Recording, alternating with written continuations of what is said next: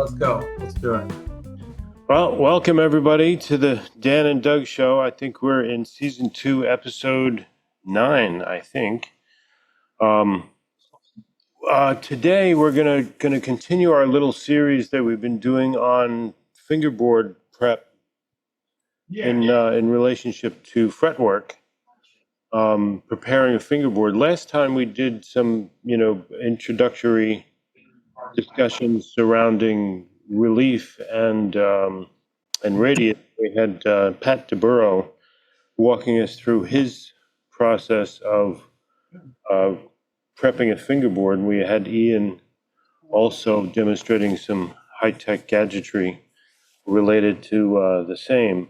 We decided rather than try to cover all of that in one episode that we were going to do a little series on it, because it's one of those subjects that there's lots of different ways to approach, and rather try to stuff them all into one episode and leave the subject matter poorly served. We figured we would just kind of do a series of this.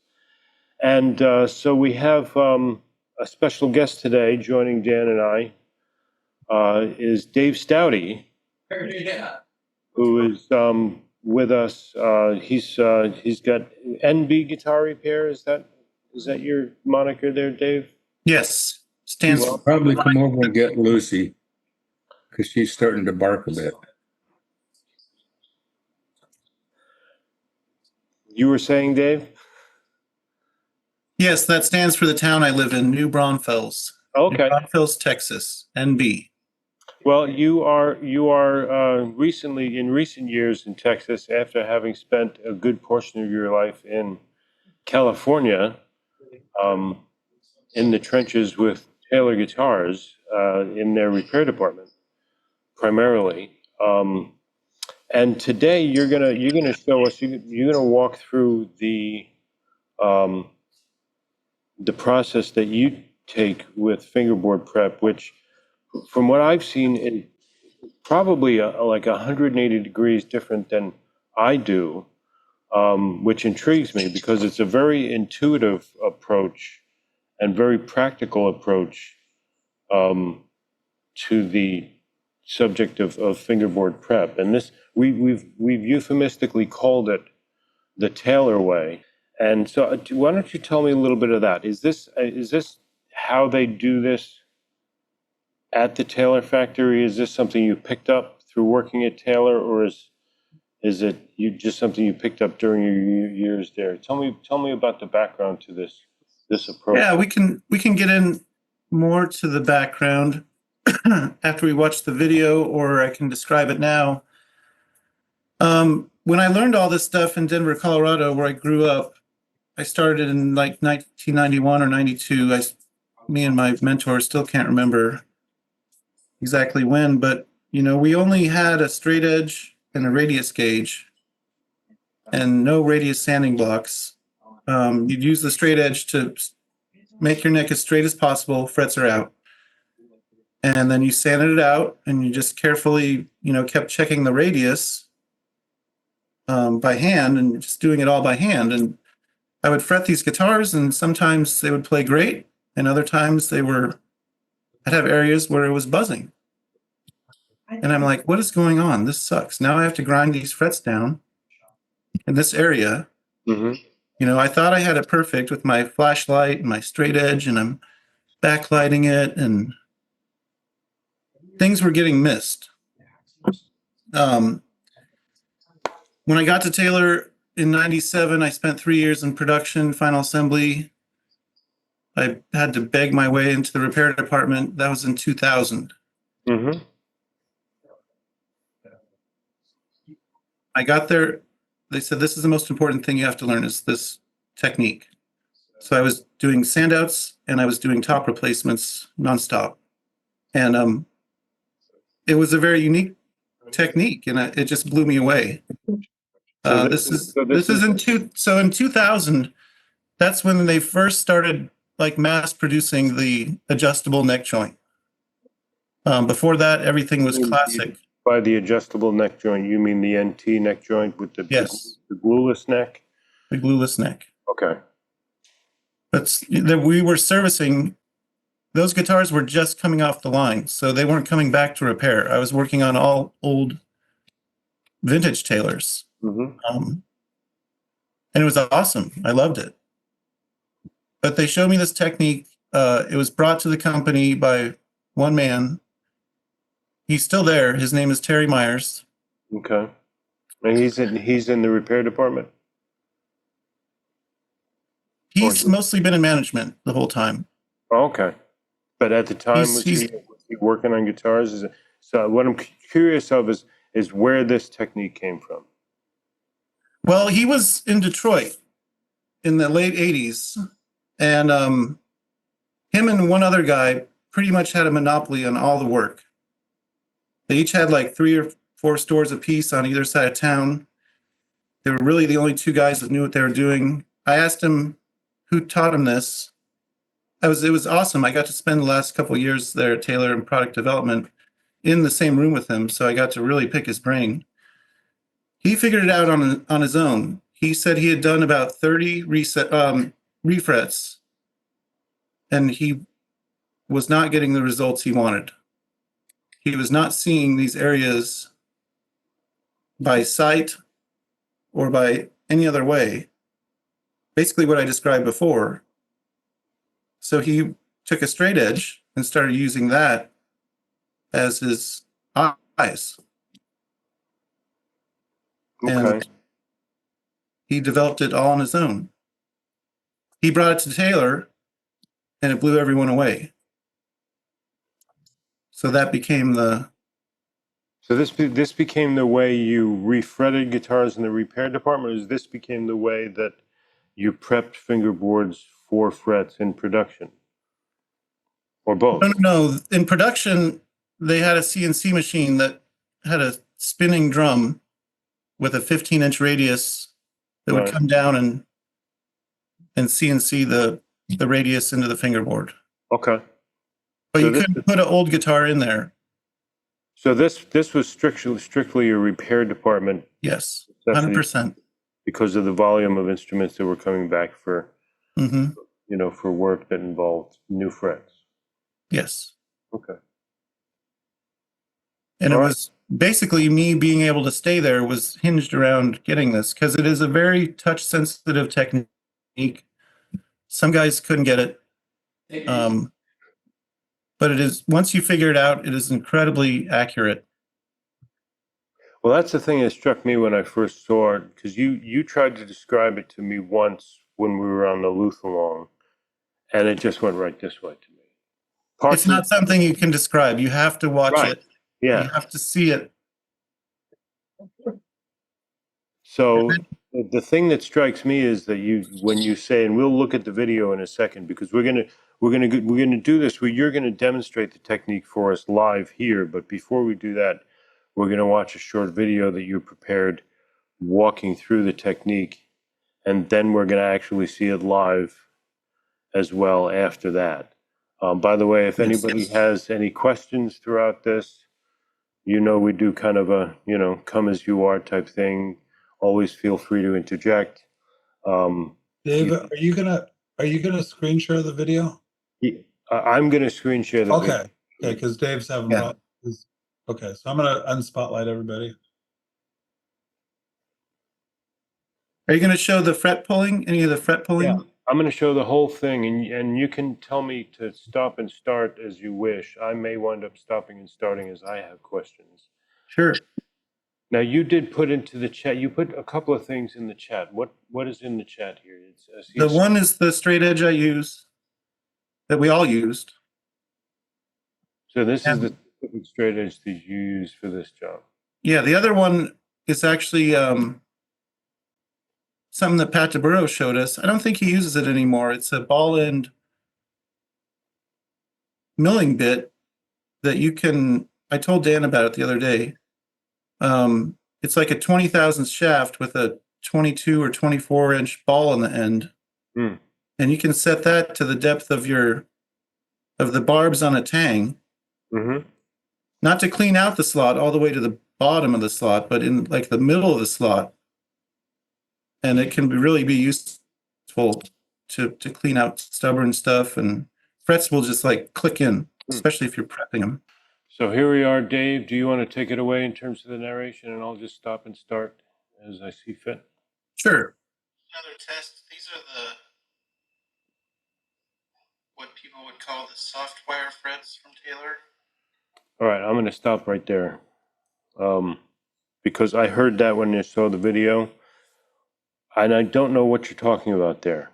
What do you mean by soft wire frets? They're totally malleable. You can bend them with your fingers. But what, And you know what makes them soft? just the mix of whatever metallurgy.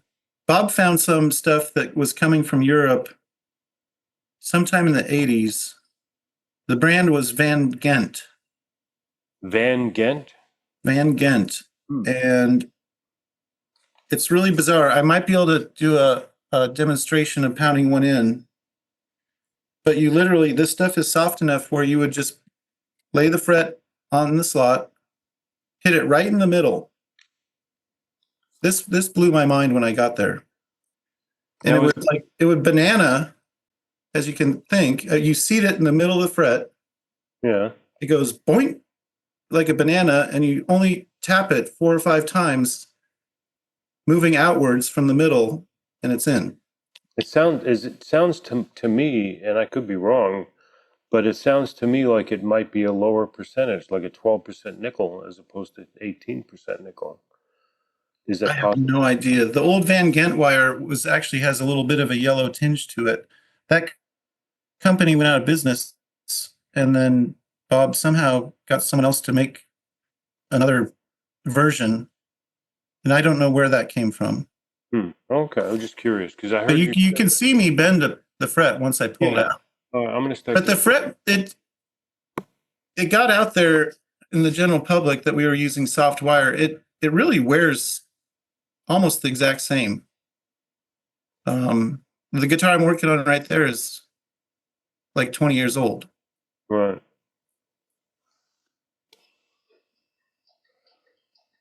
And they are soft.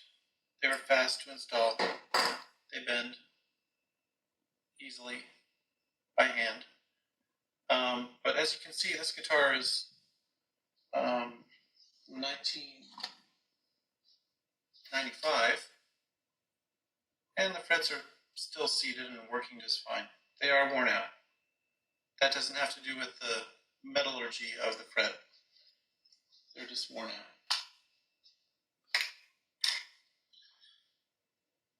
Here's how I pull frets. I use solder. Start in the middle. If you have binding that is ivory or tortoiseshell, you do not want to heat that up. It will blow up and make a mess. So I like to start in the middle on the fret with a little bit of solder.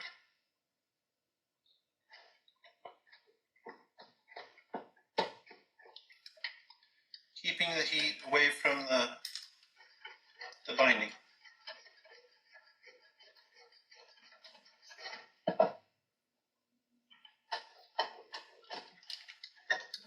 You can see this goes pretty fast.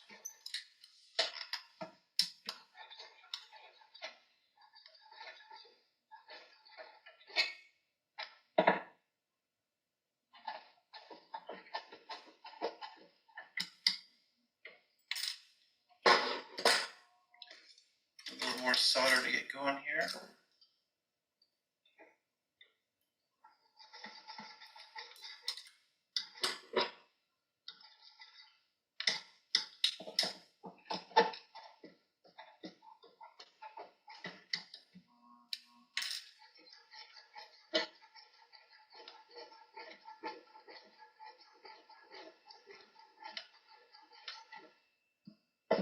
So you're relying on the solder to transfer the heat. Is that what you're doing? Yeah, it heats it up really fast. But if you get that the heat of that technique over celluloid or tortoiseshell, it won't catch fire, but it'll pop, it'll blow up and make a pocket.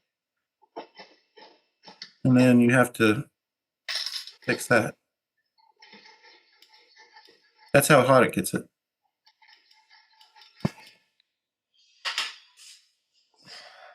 All right, let's see if we can make this happen here.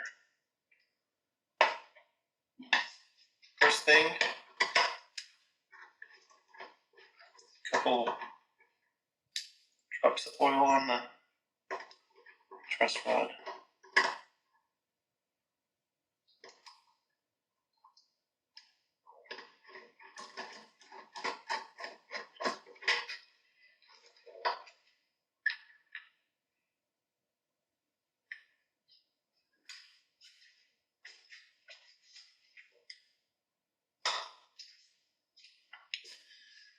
Next, I'm just going to use some 220 grit, probably through most of this whole thing, just to clean off the,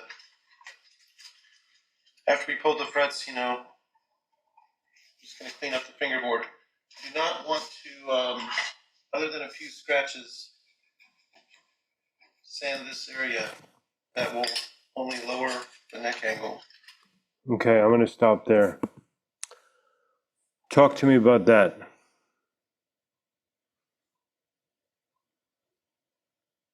I think you have to unmute. There you go. Well, yeah, we set our neck angles pretty much by sight. We don't use a straight edge.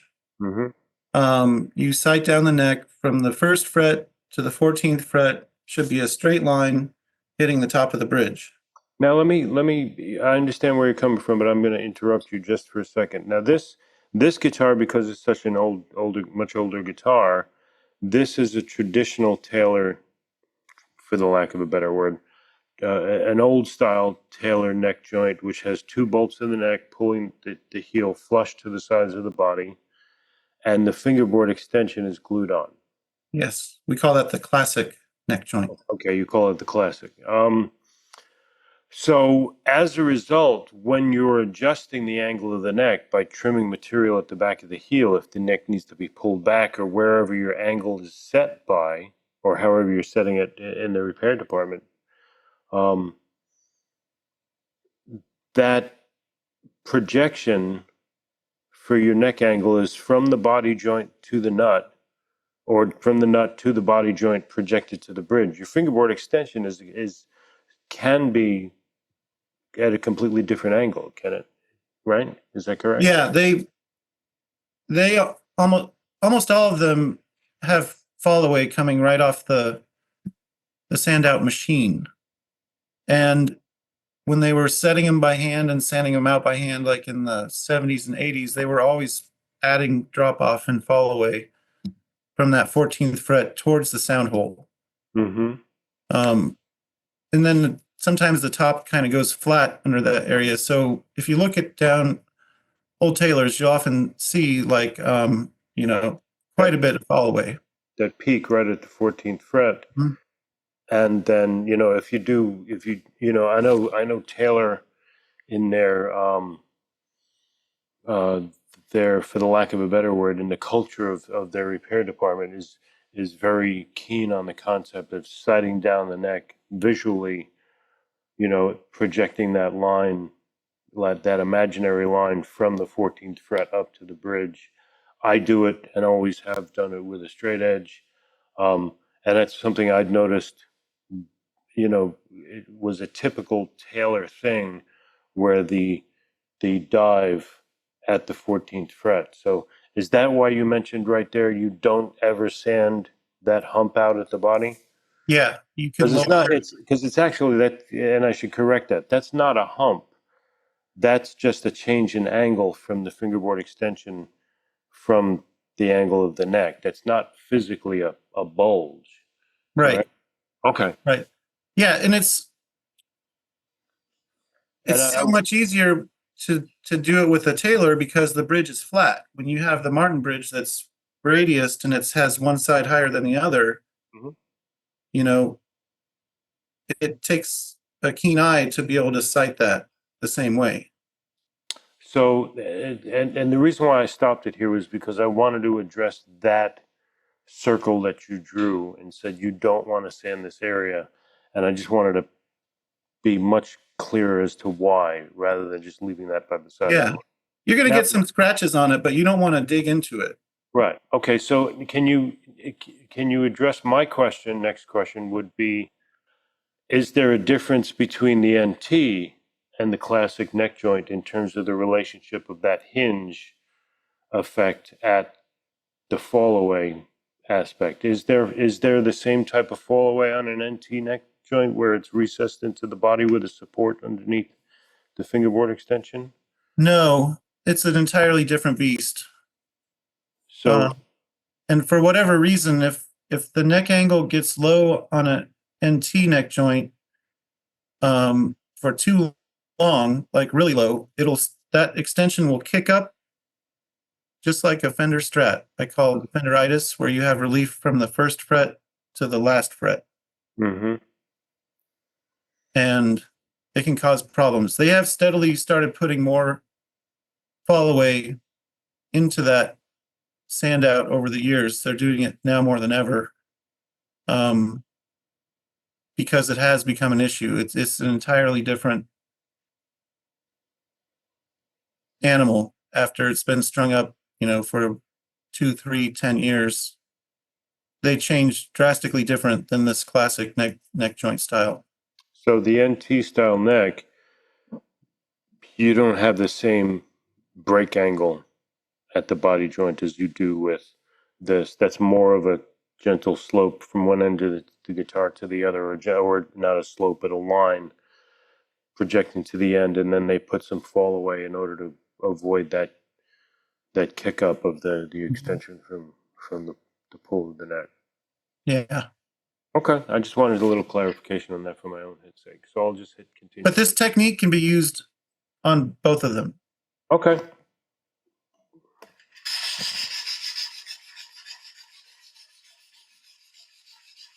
Just using a soft felt block to scrub off all this DNA. You're just cleaning up your board here. Yeah. And I'm using 220 because I want my straight edge I don't want to use like 150. I don't want heavy scratches in it. Okay.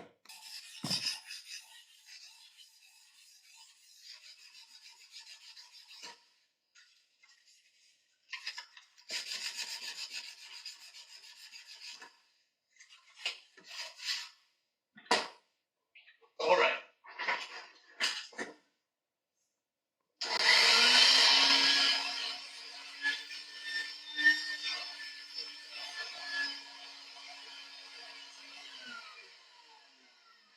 Now we're going to take our trusty straight edge and use it as our eyeballs. So if we tighten the neck and we just rock this across the middle of the board, we see we're back bowing right where we want it. You can do it with one hand or the other hand. This is a very light touch process. We loosen all the way up. I'm looking for some fall away from the neck joint before we get back into back bow.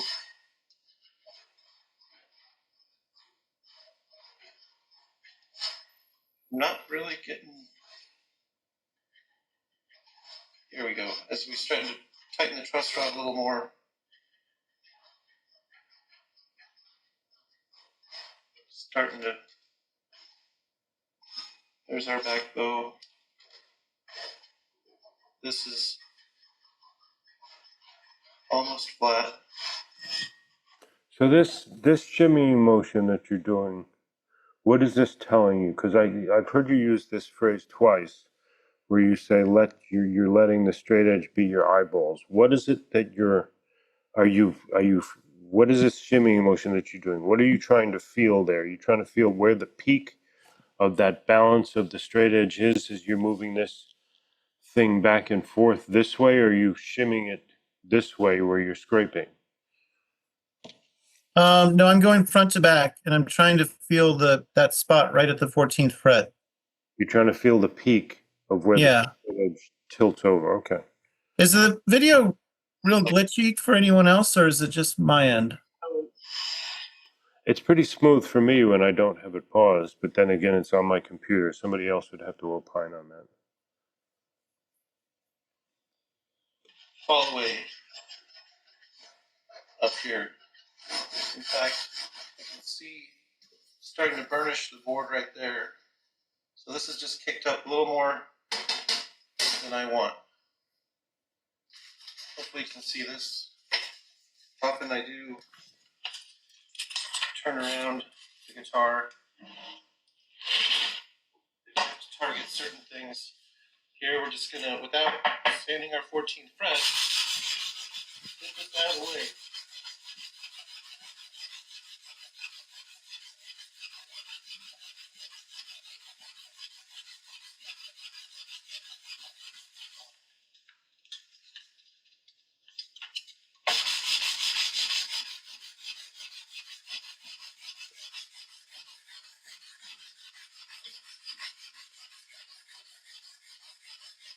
So you're that's not the same block that you were just using. That's not your felt block. No, that's a hard block. Okay. Does it It's have a hard. What? that just a hard flat block, or does it have a radius in it? No radius. It's flat. Just a chunk of mahogany. Okay.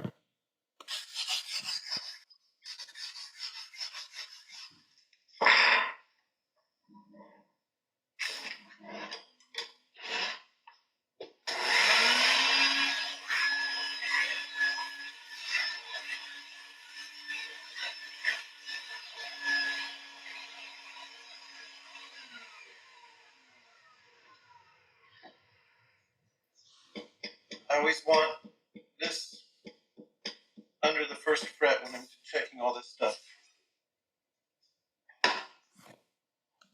Okay. Tell me, why is that? Or gravity. I mean, just like anything else. If I put it up in the middle of the neck, you could have gravity put a little bit of a back bow in it. So you're just supporting under the first position of the fingerboard, under Yep. like the first, second, or third fret. There. Okay. See, now we're getting our fall away that we need. I'm just using one hand, trying to feel that fall away. I'll go into more detail about this technique.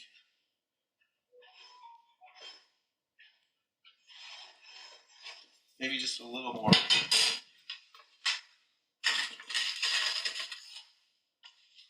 The radius on a Taylor is 15 inches.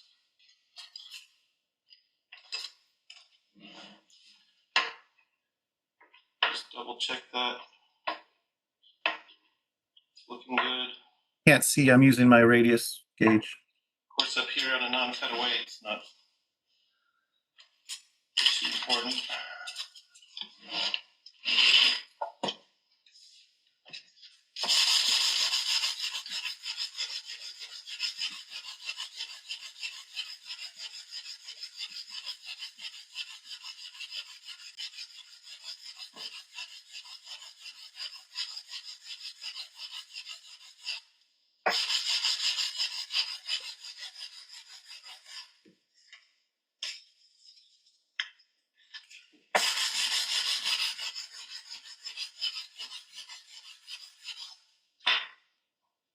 I've got good.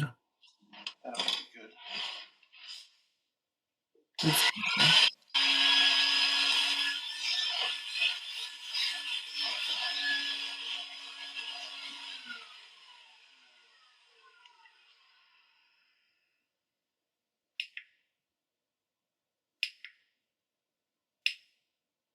You disappeared.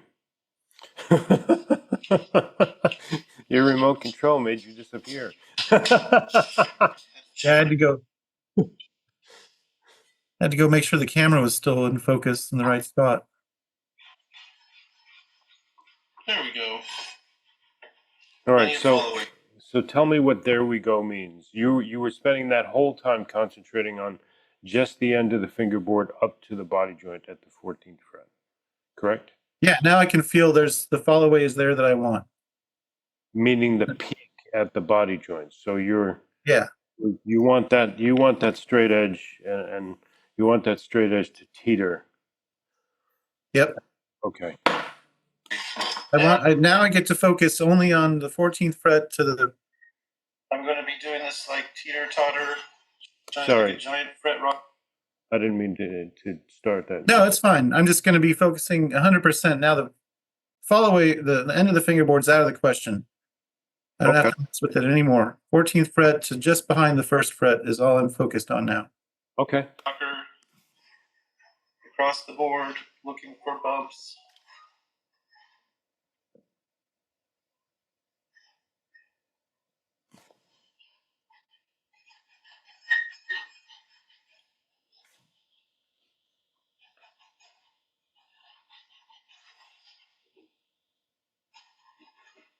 Wow.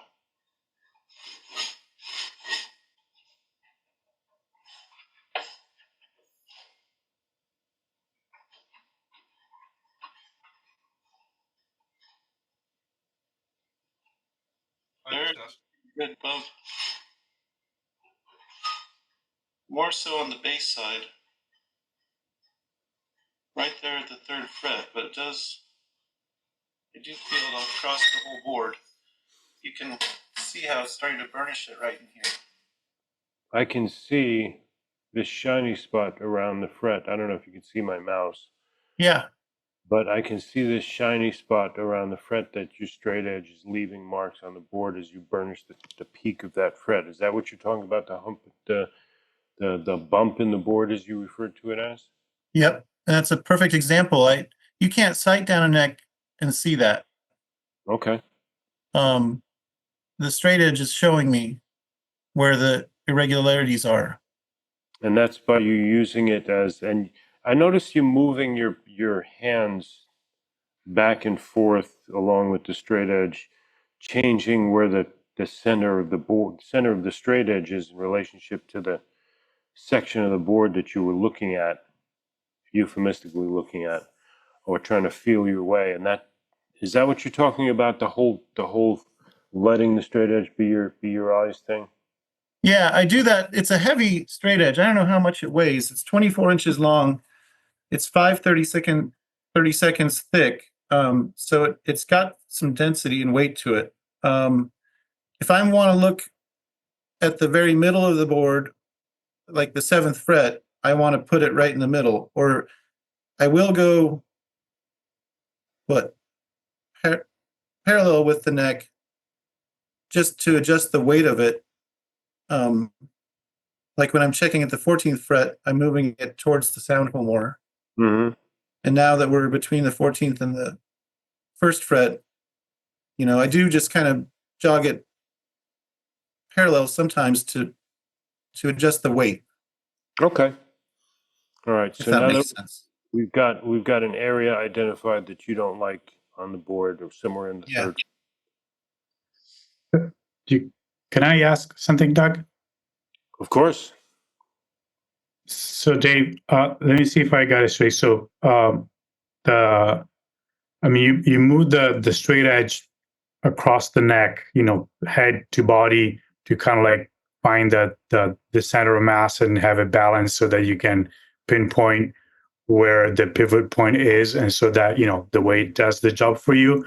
But also I see that when you're kind of like going across the fingerboard, you're putting it across like one way or the other, and that helps you to isolate different balance points along the fretboard.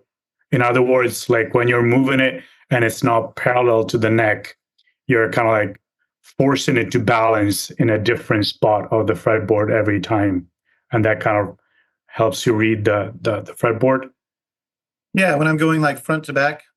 Yeah, no, not only that, but like you're moving it so that it's off axis. Yeah, it's almost Yeah. off center where you're jockeying it back and forth this way off center from the fingerboard, and it's like you're moving it around almost as if you're looking for the peaks of those hills and valleys. Exactly. Okay. If you kept it parallel to the neck every time, it wouldn't tell you much because it would just balance on whatever the most evident peaks would be across the span of the straight edge. But by doing that kind of like off center on one side on the other, you force it to pivot on different spots. And I'm barely gripping it. I'm just barely Yeah. in my fingertips. It's a very light touch. And that's why it's important to have the center of mass of the thing up and down, because you're just letting the straight edge do the work, basically. Mm-hmm.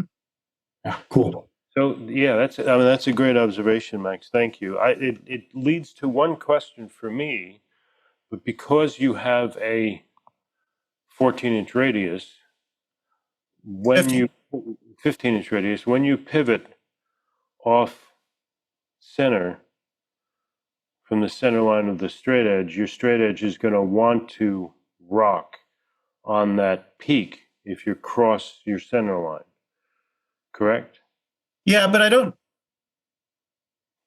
It's kind of more. I know it looks like I'm crossing it more, but I'm just.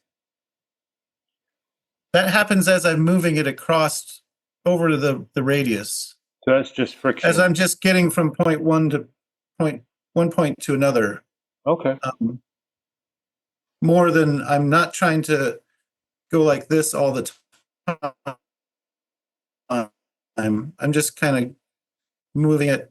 I'm just kind of dancing it over the fingerboard. Okay. I'm not actually using that access like right, left,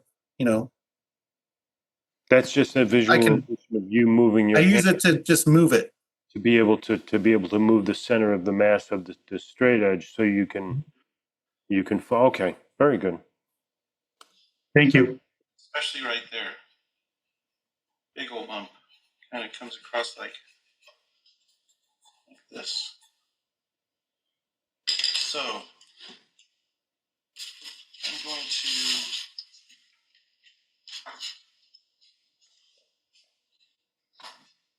actually want a little, let's see if the 220 will work.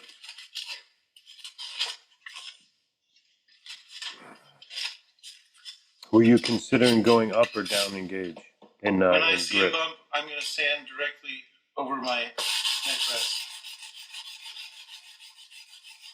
I was going to go up.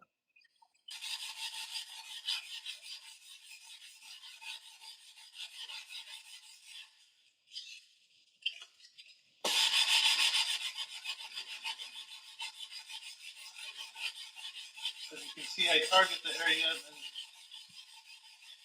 kind of feather it out.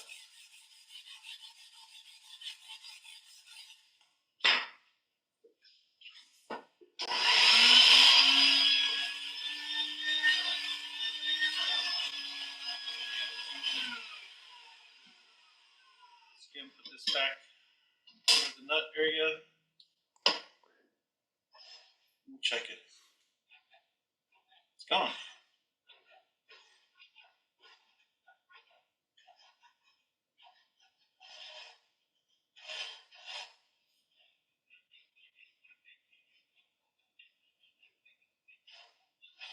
There's a little bump right here. I was just As I thinking. move across, I was just thinking the goes same away. thing.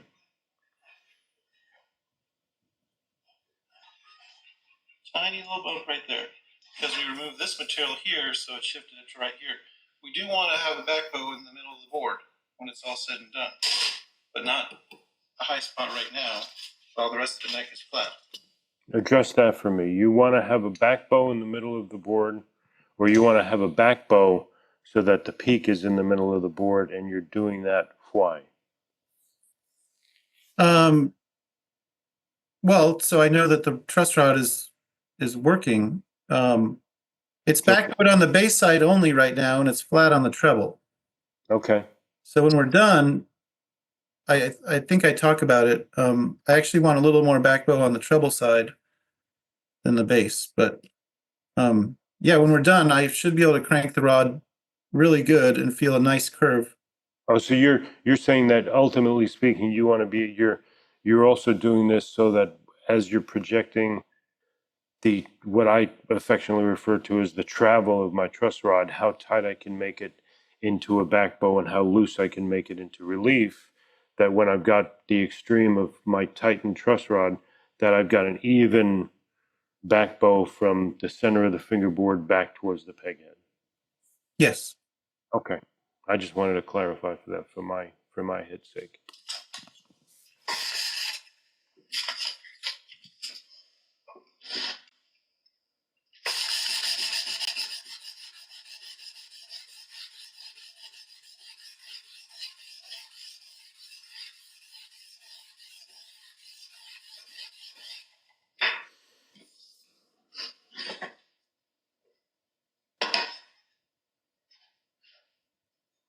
See, it's gone.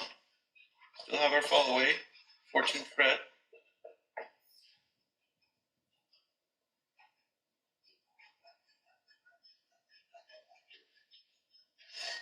Okay, this is nice with tailors because you know the tuners are not in the way. I don't have to take those off. Truss rod is way out here. I don't have to mess with some Allen or. So this is a great example. Of course, since I've probably done this 300 or 400 times.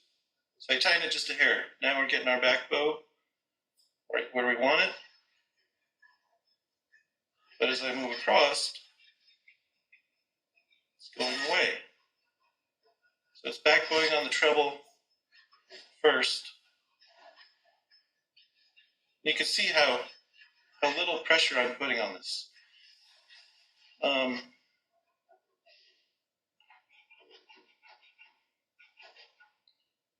There's a little bump there. I'm alternating my pressure from one hand to the other. We'll get into that.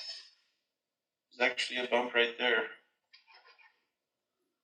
Where is right there? On Where? top of the one there. There's two bumps here. One here, nothing in the middle. There's like one at the 2nd fret and one at the 7th. Okay.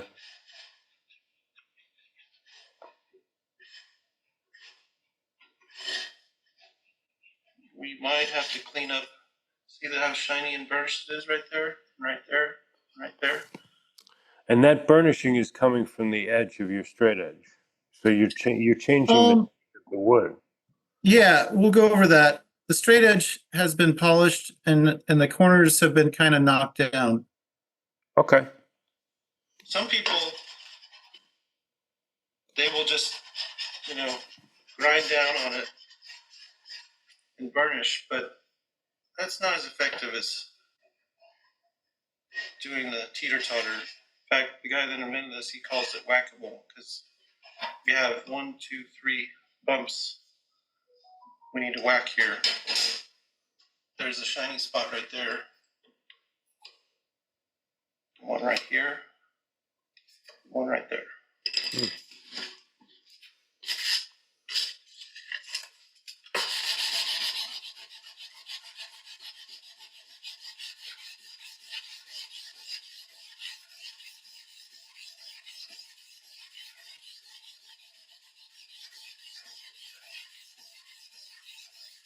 You might see me sanding a little more on the base side. Randomly now, not randomly, but during this because I do want just a hair more relief on the base side and the treble. You can see the board is flexing.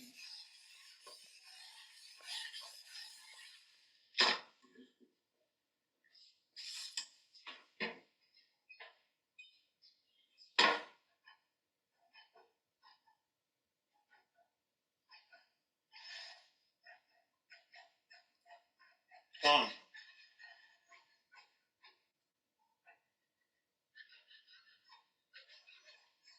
This is teetering on the 14th fret. I focus more in the middle of the board.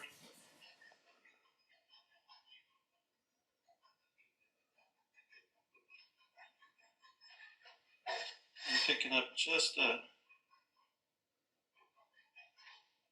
Bring you right on the binder, just a tiny little spot there. I'll remember that. It'll come out in a moment.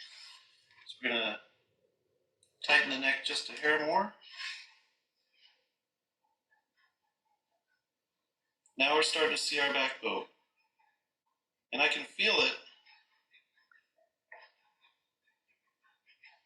You can feel this nice curve all the way. Where would you say? And since I was sanding a little more, Where would you say the optimum place for the peak of your back bow is when you've achieved what you're looking for here? Are you talking about somewhere between the 7th and 8th fret? Like the physical midpoint of the distance of the fingerboard? Mhm. Okay. Exactly. Yeah. on this side, this is almost flat.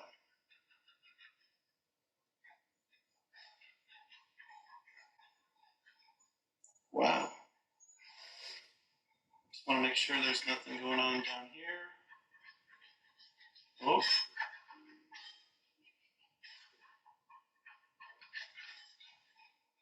Yeah, see?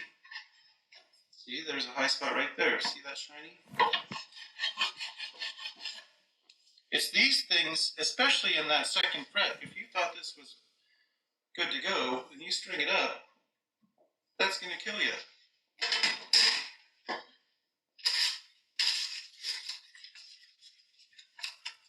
So subtle.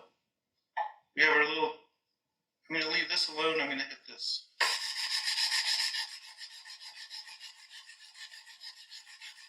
Yeah, you'd wonder why your D and G string were, I'm not even touching the 1st fret.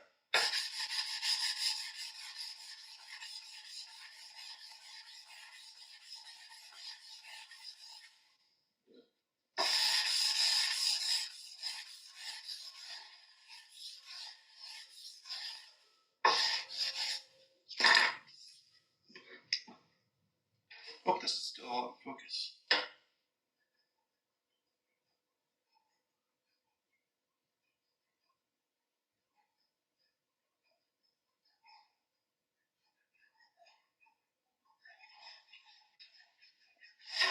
All right, now let's give it time just to give it a little flex, loosen it.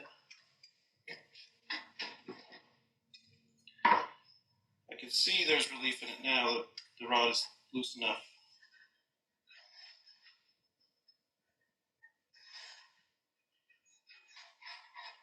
Fourteenth fret fall away is still there.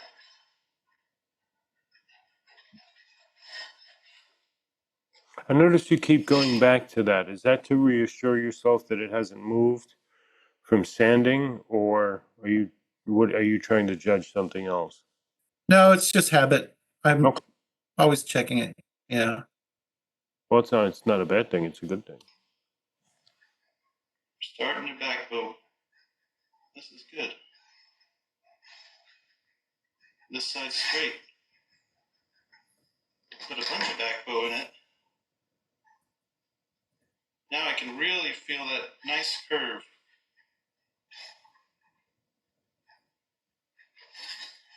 Go loose. A little more looser.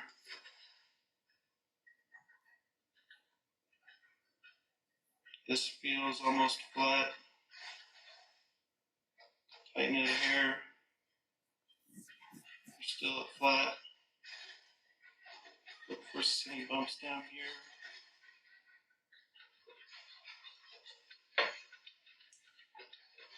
A lot of times the board will have a big bump right here.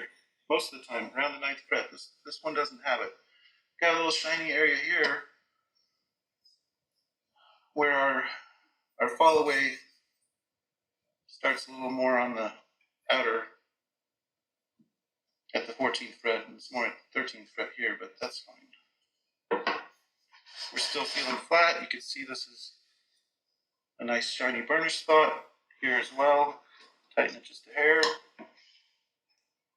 Now our rod's starting to activate. Feel a nice curve on the treble side. Evenly across the board. So we get over here to the bass side and in the middle there, but then we're moved up here. So we want this to be even. we got a little bit of a shiny area through here. So I just gotta get rid of that.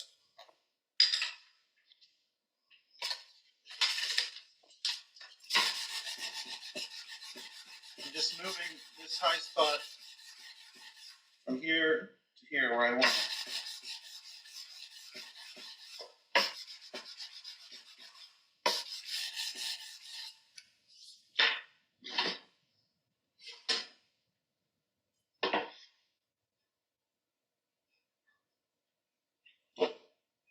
Gone. Now our high spot's right here. See? See how easy that was?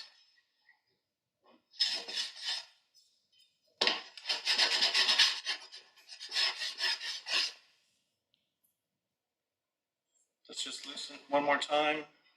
Go back through.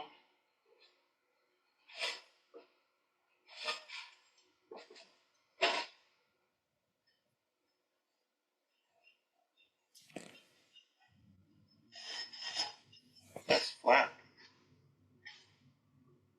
Now we're starting to back bow. That curve feels great, right in the middle.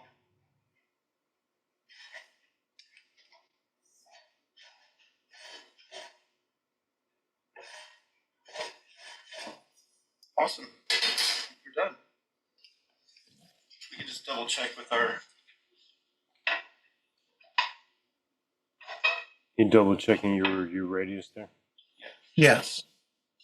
Oh, okay. Didn't realize how far out of view it was with the. Didn't change the radius at all. That's it. This one was relatively easy compared to something that's really twisted or has bigger issues.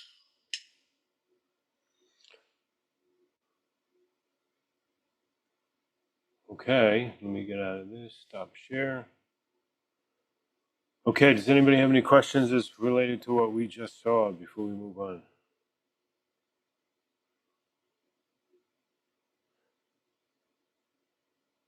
Hey, Ian, do you want to, Oh, I've been talking and I was muted. It's probably a good thing. David, would you consider that high skill or low skill? How long did it take you to get into that technique? do you want to and pin David again? It definitely takes some practice. I would the guy that taught it to me, Tim, by the time I got to repair, Terry Myers was already managing the entire night shift. But I learned it from the other guy, Tim, at the time, who's the oldest employee there. Terry is now the oldest employee there at like 34 years. Not oldest in age, but oldest in employment. I would do it, and then I'd take it to Tim, and he would check it, and he'd go, "Nope, you still have a bump here." I take it back to my bench, and feel that bump, and go, "Oh, okay, I see it." So, Fix it, and I would check it again, and I can't remember how long it took, but it was several. It was nice to have someone there to keep checking what I was doing, till I could, feel what he was feeling. so is there anything special to that straight edge? Like, I feel like maybe one of those Stumac straight edges that has the real fine edge might not be the best. No, Like a wide edge. no, this is, like I said, it's 5/32 of an inch thick. It's heavy. It's in the link. I mean, this is a $125 straight edge. Yeah.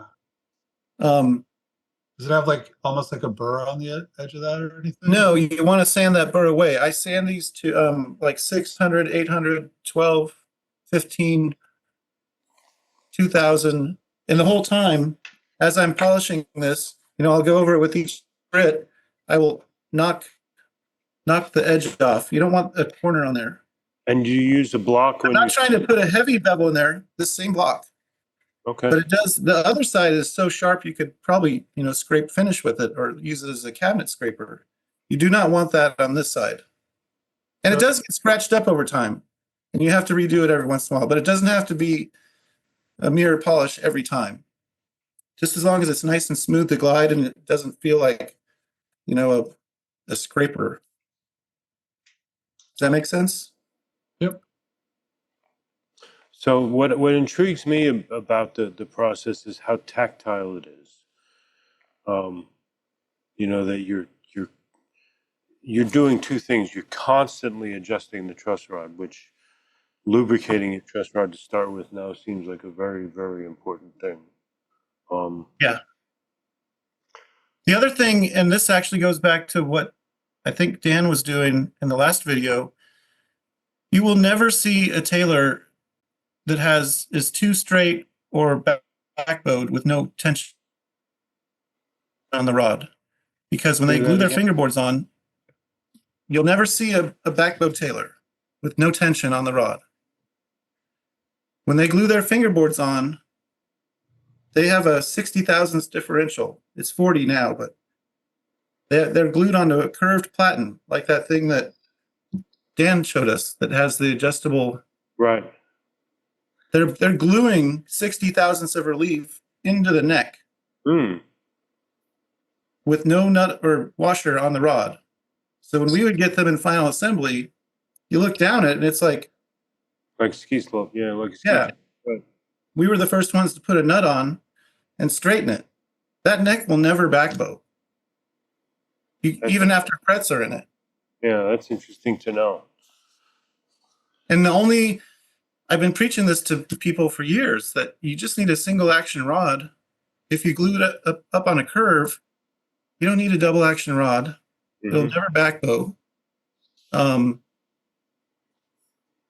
the only other people I know that do it was Hamer.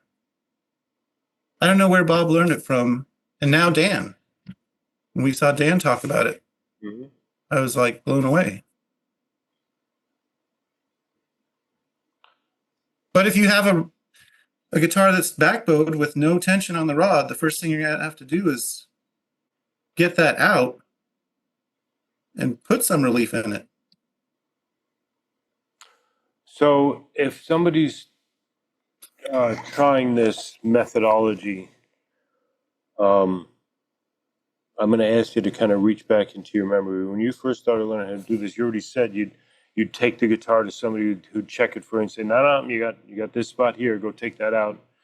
If you don't have the benefit of somebody there looking over your shoulder with it, euphemistically, one, is it the kind of thing where you would sand out a board doing that thing with your straight edge and then decide to just put it aside, walk away, go do something else, come back and check it again just to make sure that you're not, because sometimes when you're doing a new technique like that, especially something that's as tactile as this is, I can imagine you start to play, head games with yourself, trying to feel things that aren't there necessarily. You can. That's a good point. You can start to feel things that aren't there. So yeah, it might be good to walk away. James Rodman has a really cool Lutherie club here in San Antonio, and when I showed them, I think might have been James or someone else. They said, well, what about just using a smaller straight edge? And I never even thought about it. I think eventually you want to be able to do it all with the big heavy one, like I do it. But if you think you have a head game going on, you could maybe take a smaller one, and go, is this really a bump here? Or, oh yeah, it is. Right. Or maybe I just need to clean it up, get these scratches off the board and start over and double check it. And was there, if you think back to when you first started getting this kind of a technique under your belt, was there a moment where you kind of in your head, you say, okay, now this feels like home, I got this? Or was this like, how many guitars did you have to do under your belt before you felt like, you owned this technique? I know that's an unfair question. Probably at least 20. Okay. Yeah. I'd say between 20 and 30. But I was doing 1 or 2 a week, or maybe even more. I mean, I've sanded out like 3 guitars in one day. And then you might have a spell where you only do 3 in 1 month.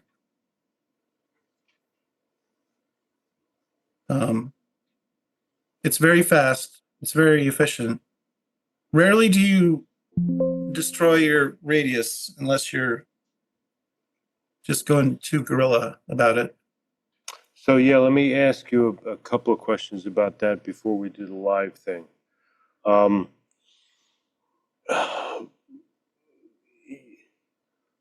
If you're sanding with a flat block, are you changing or are you just hugging the radius with the block against the board? I don't have anything with a radius on it here, or anything without, or just a flat block. So are you when you're working that radius, are you just letting that hug the curvature of the fingerboard, depending on where you are? You're not just sitting there and moving it back and forth, because I can easily see how you could flatten out a radius on a fingerboard with that, especially if you had to go to town on it. Mm-hmm. No, we all used our blocks. Bob mentioned it when I told him this is the most important thing I learned. He's in the interview I did. He's like, "You probably still have your block, don't you?" And I was like, "I do." Eventually, they did bring us.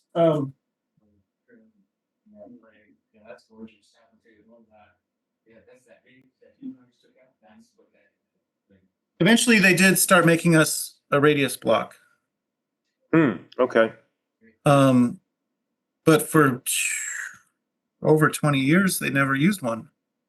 So you still use a flat block as opposed to your radius block? I do check it at the end. If I have to remove a lot of material, I will go over it as carefully as I can with a lighter grit, and like trying to sand it like a machine, like a robot. Right. Looking at my paper to see if I'm, sanding it at a weird angle or something. Mhm. Because like Ian mentioned, if this is 15, if I turn it 1 degree, now I'm at 14. Right. So you can feel it kind of lock in if you do it just right. And go really slow, and then look at your sanding scratches and see if you made any flat spots or whatnot. But I think the main thing is between the 2 points under that string, the nut and saddle, what's going on underneath is much more important than the radius itself. Mm-hmm. Because your radius could be, if you're going down your board and you're looking at it, how do you know if it's not going like this? It might be perfect, but you're just riding over these bumps that are going to screw you. Different peaks and valleys is where you're coming from. And it doesn't take much. Mm-hmm. Couple thousandths, like that spot I found right in the middle down by the 2nd fret. You string that up with frets in it, the D and G are buzzing right on the 1st fret. You're like, oh, what happened? So the follow-up question I have is, this is not something that you do exclusively on Taylor guitars. This is your method for no matter what's on the bench, whether you're doing a Les Paul, whether you're doing a Martin. Well, except, Martins with truss rods. Well, obviously, yeah. Yeah, anything with a truss rod. Okay. All right. Yes. So if we could, Ian, if you could pin, you have a second camera there, Dave, right? That we need to pin. I do. Oh shit. Because we're gonna do a live demo of this technique on another guitar. We good? Yeah, I can hear you, and we can see your whole bench. I always keep my straight edge in the cardboard box. Keeps it from getting rusty. Hey, Dave, I have that same straight edge. It's Suburban, right? Yeah. Does it have a bevel on one edge? No, you can buy it with a bevel on one edge. This is the square one. Mine has a bevel, but I think I might get one of those too. Mine has the same fat edge. Those are great. Yeah. No, this has got some I know it. weight to it. Yeah, keep that on. He was down in Austin. So, My nephew's goofy. I mean,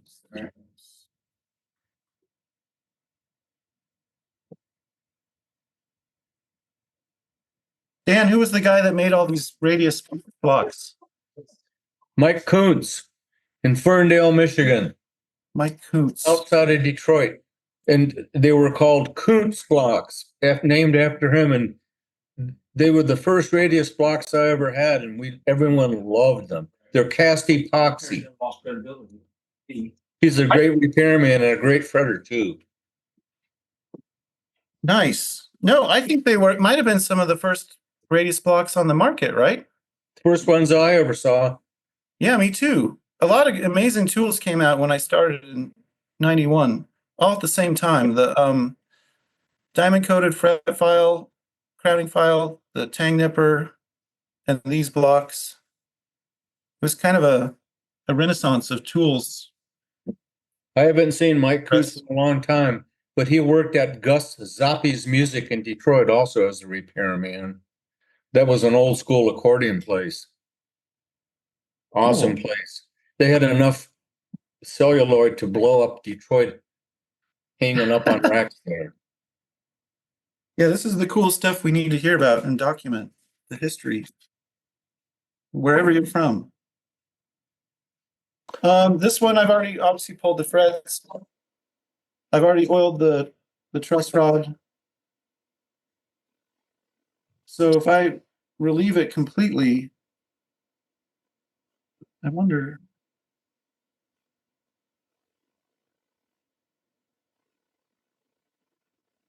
There's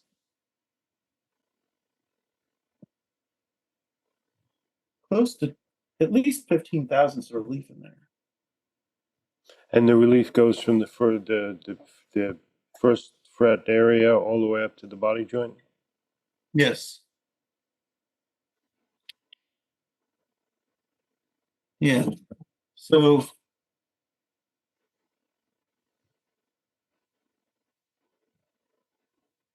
we're going to get started on this. I already cleaned up the all the yuck. So I wish you could. It's going to be hard for you to see.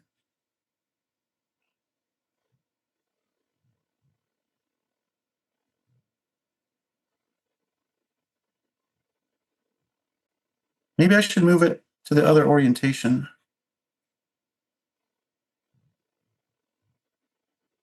Or is this working? I can see the whole fingerboard, and I can see that your peak is right about at the 13th fret or so, from this angle at least. Yeah, there's actually I'll just trace it. It's kind of a shiny spot. Right there. Okay. I might have to move it to the other way I did it. For the other video, but let me get some tape on here.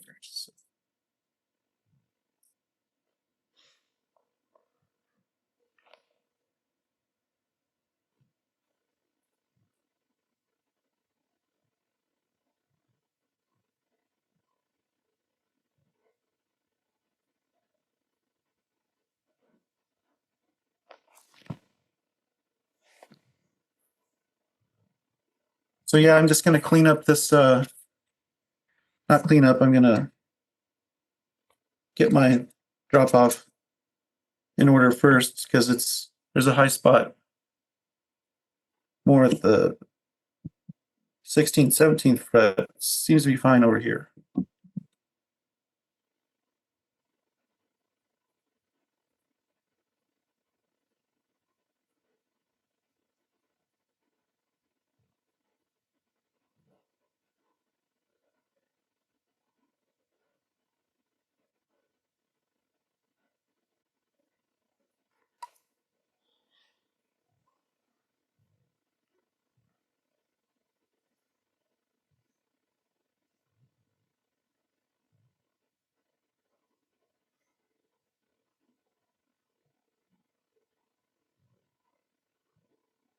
All right.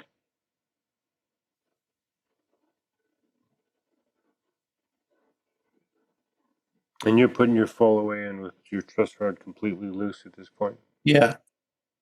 You can see it's It's definitely there.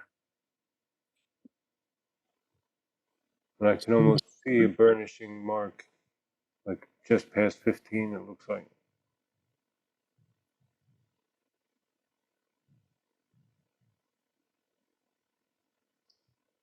Dan, is there anything more relaxing than watching somebody else work?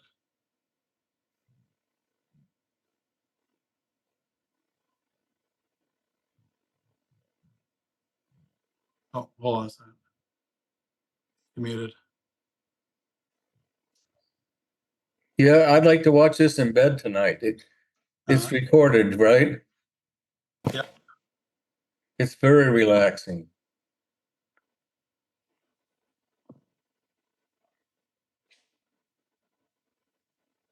I guess this is about where I almost perfectly over the fingerboard when I'm checking the whole thing, even though you do see me when I'm targeting areas, I do, move north and south. But for the most part, I've got my hands on the end and I'm alternating pressure. Like I can almost do it one-handed.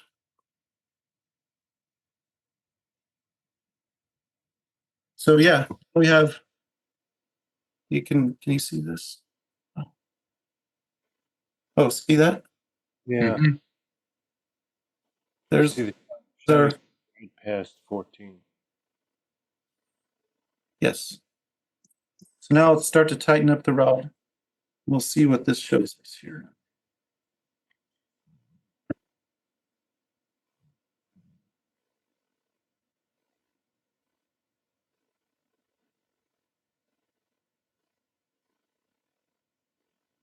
Nothing yet. Oh.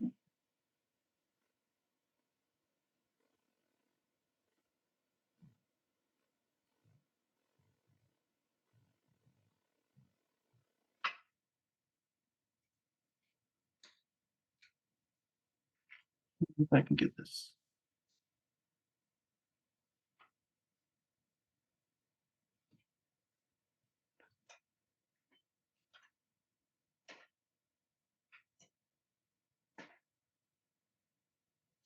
Can you see that?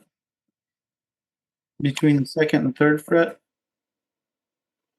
And then it goes away right there.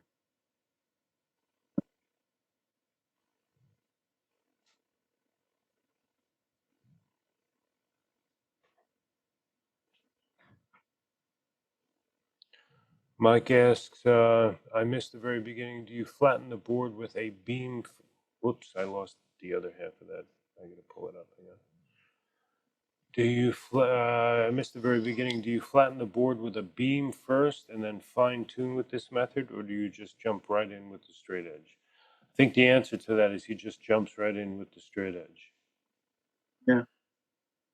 His opening gambit, as we saw in the video, was to use a felt block with a piece of 220 wrapped around it, just to clean up and give the board kind of a, to get rid of all the detritus on the board, or get rid of any shiny spots from from fingerboard play or some DNA or whatever. So you're just giving, when you open up, your opening bid is just to give that 220 kind of sanding of the board, just to give it a uniform feel, correct? Yeah. So we do have a high spot right here. Okay. And there's a high spot on the treble side as well, but I want to get rid of this first and recheck it.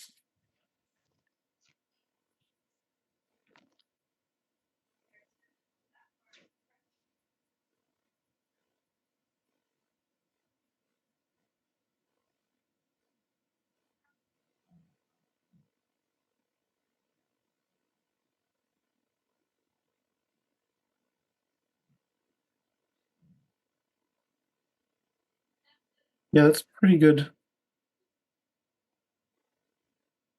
heater on the. We have a little bit of shininess right through here. want people to see that.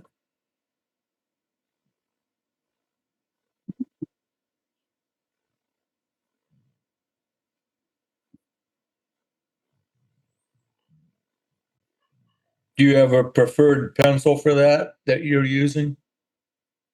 Pencil, silver, Prismacolor, silver pencil. Mm-hmm. I can't see that. No, it's the best for drawing on ebony.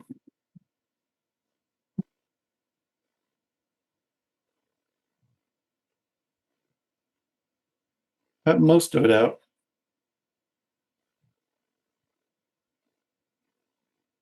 Let's tighten it just a hair.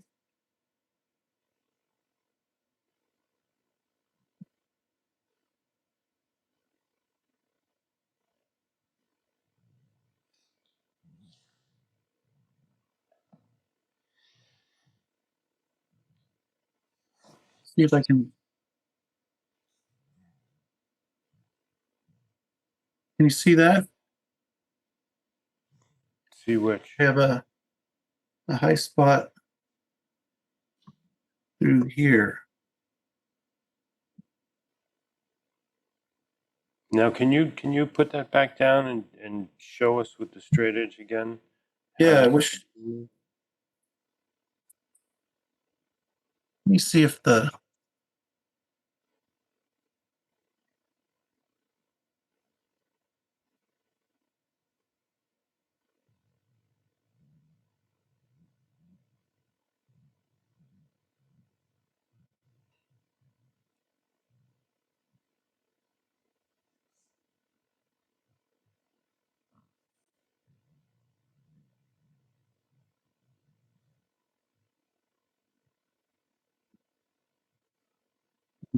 Wait for it.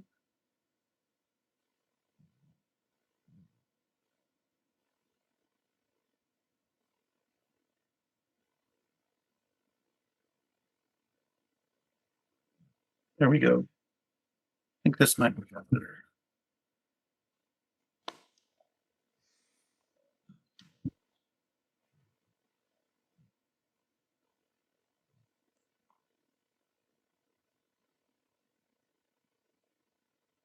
That's just with one hand.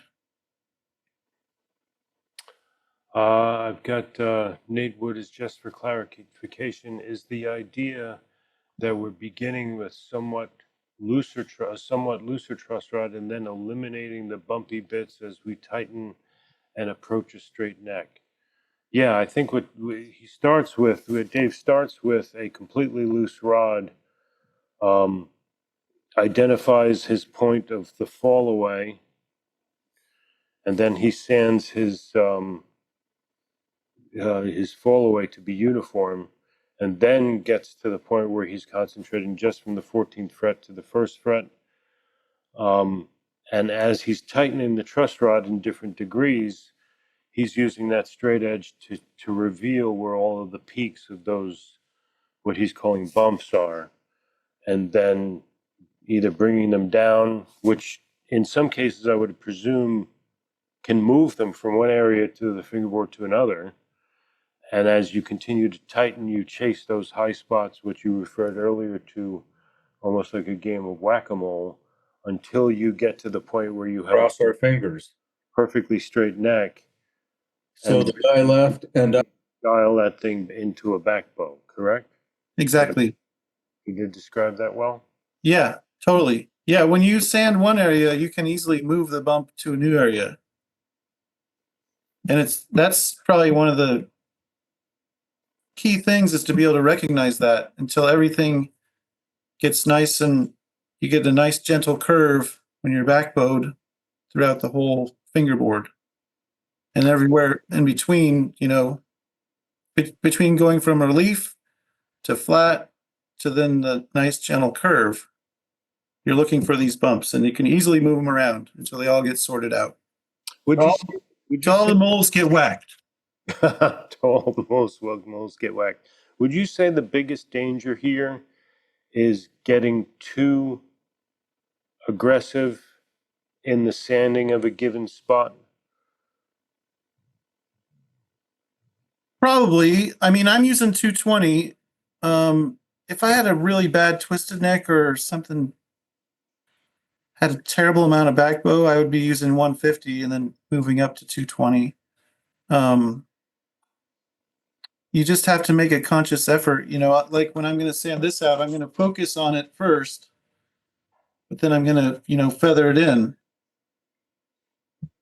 as well. You can't just, you know, hit one little spot. You still want to, you know, kind of feather it in.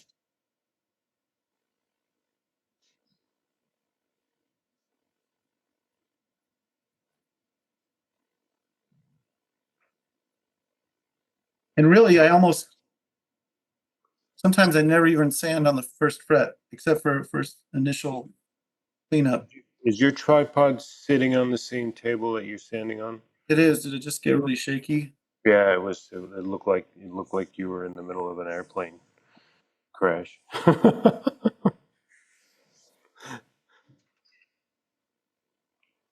See, I moved these bumps that were right here up to here. Now it's back going right in the middle of the neck. Both of these fingerboards we've sanded out have been actually really easy. And you're looking to move this peak to that kind of sweet spot between 7 and 8. Yeah. Yeah. But that's when you've Between gone 5 and between what? anywhere here in the middle. Okay.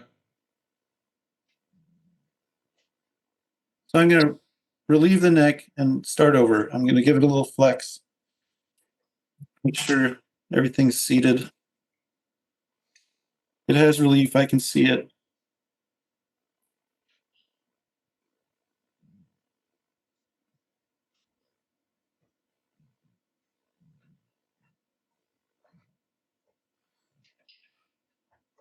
A little tighten.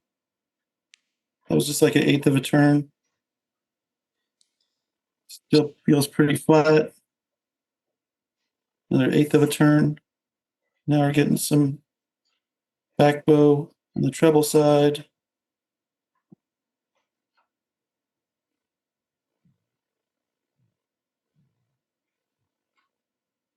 Got high spot right here.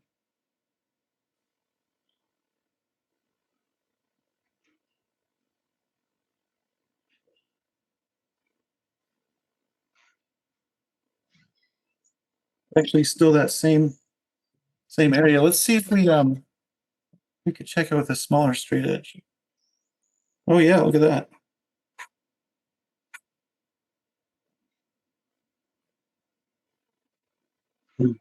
That turns the ring light off and we'd be able to see the Yeah, go limits a ahead. little better. And more like this.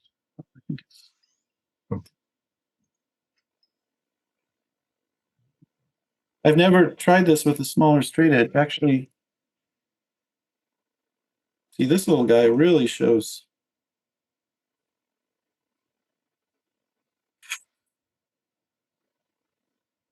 Y'all see that? Jeez. Maybe I can not sand so hard here.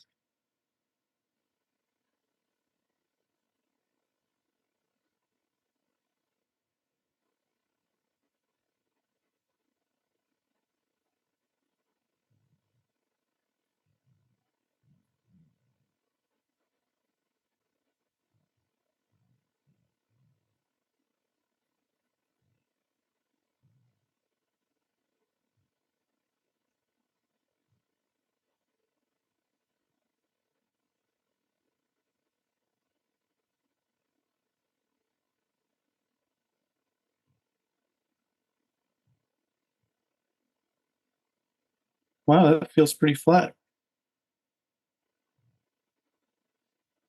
Another eighth of a turn. Ooh, now we're getting a nice curve on the treble side.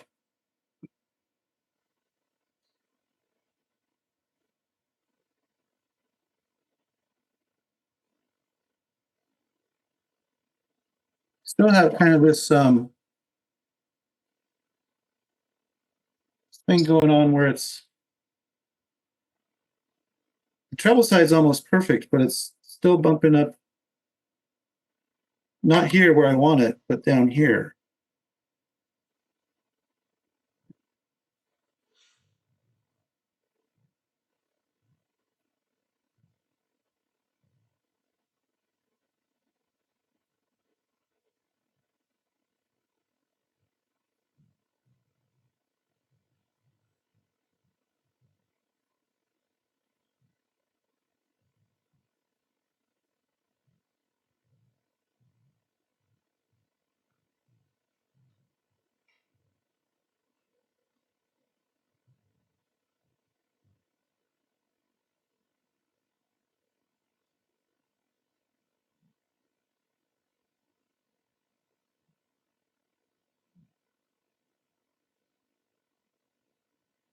I'm going to go back through the loosen and tighten again.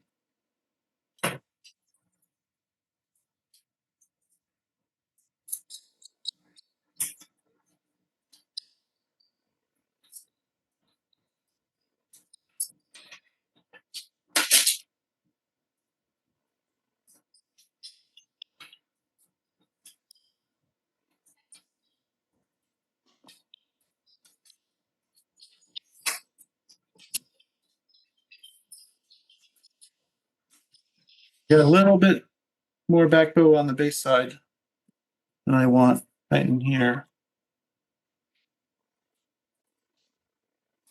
So would you say that trying to sand out that hump down by the 3rd to 4th fret has Yep. now moved up? It moved it up here, exactly. Okay.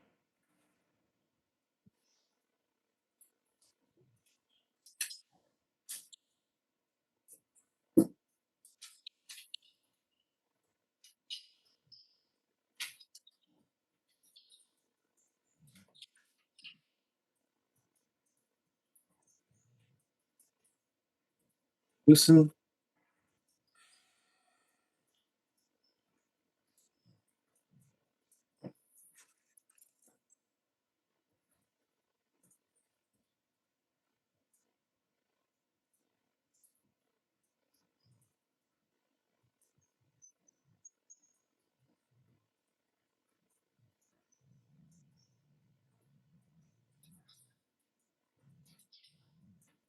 Wow, I think we're just about there. Loosen it a little bit, see if. I'm surprised between the two of these, neither one of them had the big compression bump right here. Describe compression bump for us, now that you brought it up. Seems like 8 times out of 10, there's always a bulge in the fingerboard right here around the 9th to 12th fret, even in electric guitars. In my opinion, as the neck is bending back here, bending up, I mean, the back of the neck is stretching. And right here, one side, if anything that curves, one side is going to stretch, the other side is going to compress. And it bulges up right here. At this point, it's almost there. It's 98% of the way there. It's the battle of the bulge. Battle of the bulge. See, I could take my radius block now and just double check, just trying to keep it like a robot, looking at my scratches, see I'm tracking, parallel to the block.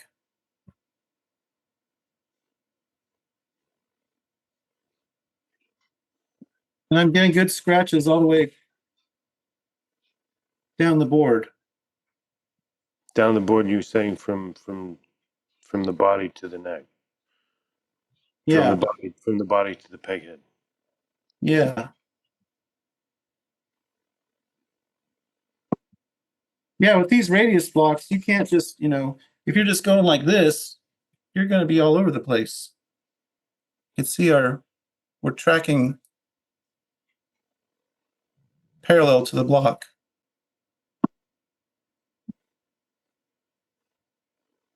And it looks pretty darn good.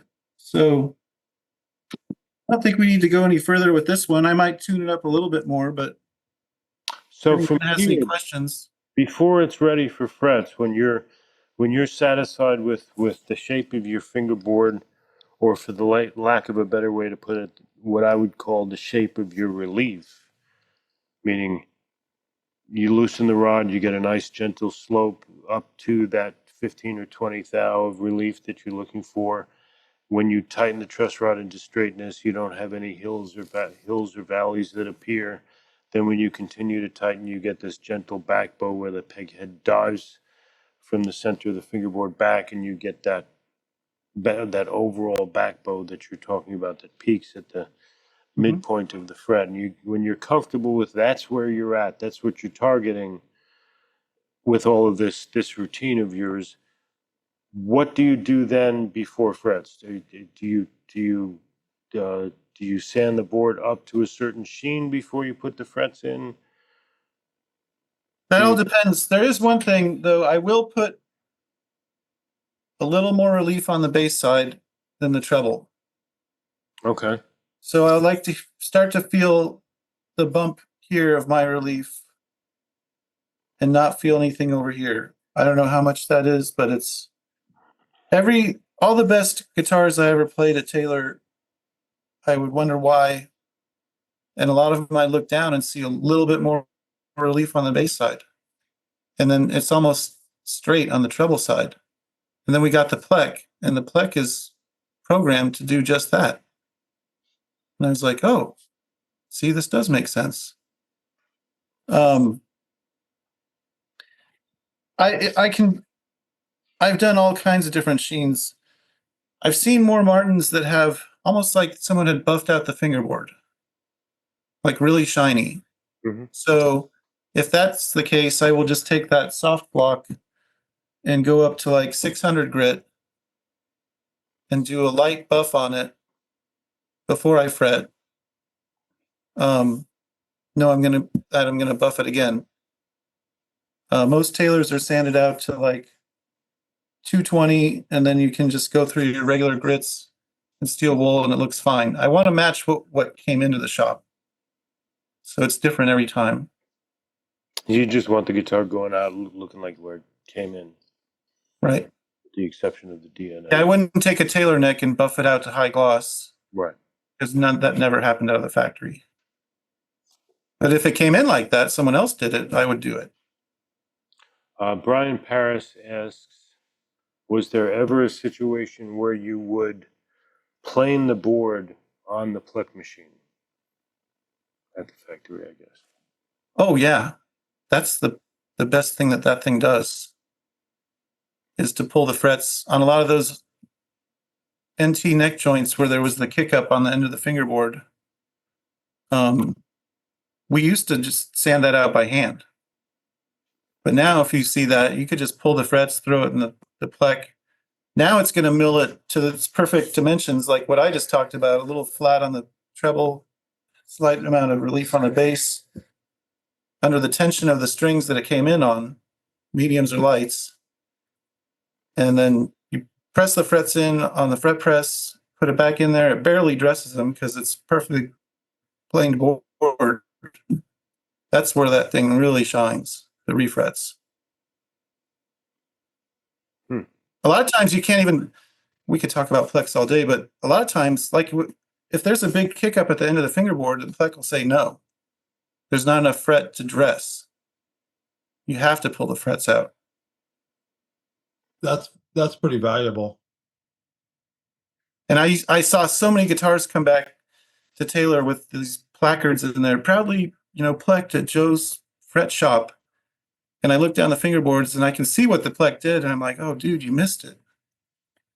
I've had discussions with this more than once with Joe Glazier, but it's like these guys need to be pulling the frets and playing the board. That they're trying to dress out guitars. They're not. It's just not working. But we don't need to talk about the plec all day. If you want to, that was great, Dave. if you Really want, nice demonstration. You know, I don't know if I've done exactly that, but I definitely know when I put my straight edge on the board because my knees have gone to shit. So I can't like bend down, you know, put the light behind it and look at it anymore. But I can kind of like tell when the straight edge locks onto it, you know, like it has a certain feel when you really dial it in, where you put it on and you can just feel like it makes contact the entire length of it. So almost like rings like you're hitting an anvil or something. Totally. I totally agree. That's a good point. And that's what I want to feel when I'm going between relief to flat and then to back bow. You can totally feel it lock in. It's like the radius block. When you get the radius block on there just right, you can feel it lock in. It'll like, and then you just want to make it track perfectly. Much like your jig that you made for it. You gotta try that out at all. I'd be interested to see if that is interesting to you. Probably be a lot of stuff in the way for your straight edge. Spot. What's that? I don't want to sand the 14th fret. Well, you can put a short block. You can put a short block in it now. I guess you could just sand between the first and body joint, and then kick it up on this other end so you can just sand the fall away. well, Dave, thank you so much for walking us through that. If nobody has any other questions, speak now or forever hold your peace. But that was great to see. Really nice, David. Thank I'll unmute. you. Thank you to David. Yeah, David. Anyone has David. Thanks, David. Thanks so much, David. Thank you. Good stuff. Thanks, David. Thanks, dude. So that wraps up this one for us. Dang it. Next month is going to be my turn at bat, and I'll walk you through what my methodology for prepping fingerboards is. We're not going to call it the proper method for obvious reasons, but we can call it the improper method. But that's going to be next month to wrap up this season. All right. All right. So thanks everybody Nice work, guys. That was Bye, great. everyone. Great, Dave. Thank you. Thanks again. Hopefully it wasn't too confusing. No, I thought it was fantastic. Cleared it right up. Good work, Dave. Thank you. Thank you.